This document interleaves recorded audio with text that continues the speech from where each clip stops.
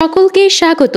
আজ আমরা খুব গুরুত্বপূর্ণ কিছু ঘরোয়া টিপস নিয়ে আলোচনা করব, যা আপনার দৈনন্দিন জীবনে অপরিহার্য।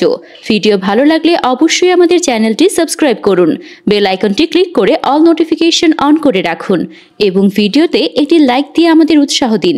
আমরা প্রায় ঘরের মধ্যে বা আশেপাশের পরিবেশে এক ধরনের পুরনো এবং খারাপ দুর্গন্ধের সমস্যায় ভুগি।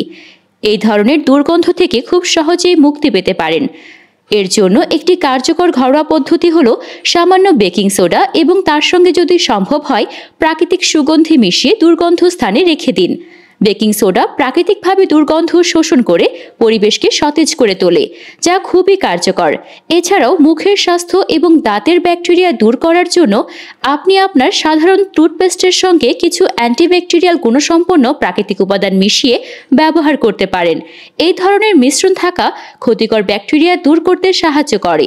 তবে মনে রাখবেন, স্বাস্থ্য সুরক্ষার ক্ষেত্রে রাস্তার ধারে, যেমন পান বিড়ির দোকানের আশেপাশে বা মুখ্য রাস্তায় খাবারের গুণমান সম্পর্কে সতর্ক থাকতে হবে এবং সব সময় পরিষ্কার পানীয় জল গ্রহণ করতে হবে। আপনার স্বাস্থ্য ভালো রাখতে এই ছোট ছোট সতর্কতাগুলি অত্যন্ত জরুরি। যদি এই টিপসগুলি আপনাদের কাজে আসে তবে অবশ্যই ভিডিওটি শেয়ার করে অন্যদের দেখার সুযোগ করে দিন।